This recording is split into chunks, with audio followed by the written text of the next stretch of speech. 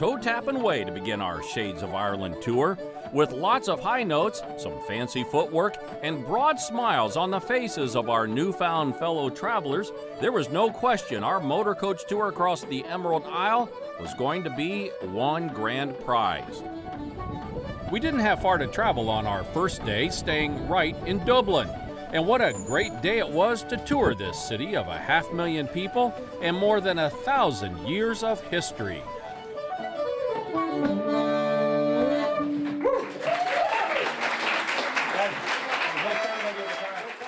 OConnell Street was a spectacular street in the 18th century. You know, it was really wide, Georgian streets, fabulous architecture. And then in 1916, during Easter week, Irish rebels marched up the streets.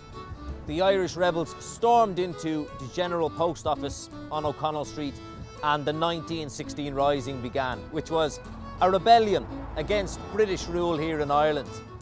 Shane Cregan was our very proud second-generation tour guide. He's proud of his heritage, proud of Irish history, and apparently very proud and protective of the Irish accent as well. It was around this area here, around Fitzwilliam Square, that a guy called Tom Cruise really slaughtered the Irish accent. A film called Far and Away. A lot of that film was made around this area. Shane says Tom has now been forgiven and the relationship sealed with a pint of Guinness. The English, on the other hand, have not been so easily forgiven, especially General Oliver Cromwell. That was something we learned when we visited the beautiful 800-year-old St. Patrick's Cathedral in the center of Dublin. One of the British invaders in Ireland, he stabled a lot of his horses inside the cathedral. Really? This was kind of like an act of defiance. He was very anti the Anglican Church.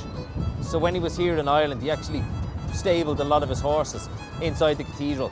And that actually kind of ruined some of the tiles and stuff in the cathedral as well. Shane shared some other great historical places in Dublin. The Rotunda was one of the world's first maternity hospitals, opening right here in the mid-1700s.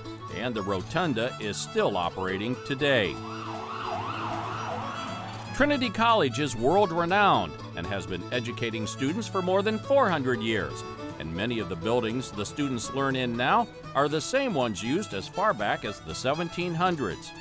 And then there's the famous Molly Malone statue, the most photographed statue in all of Ireland. And trust me, that's impressive because there are a lot of statues in Ireland. She was a street trader, but she sold something else at night time. Now, for those of you asking, are there many good restaurants in Dublin? Well, let me just say, you can bank on it, especially at the Bank. This is one of Dublin's most popular restaurants, and the expensive decor of the old Bank blends beautifully with the decor of a fine restaurant. We stopped here for a bowl of chowder, but for lunch, we went old school. Really, really old school at the Brazen Head Pub. It goes back to 1198 to 12th century. It's the oldest pub in Ireland. There's been a tavern or an inn here on this site since the 12th century. That means this was already a favorite watering hole. At the same time, Genghis Khan was invading China, and everybody knew that the world was flat. For lunch, you have to go traditional in a place like this, and this stew was absolutely delicious and comfort food at its best.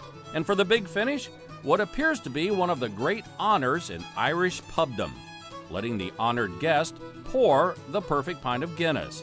And with that, we gave 2 thumbs up on our first day in Ireland.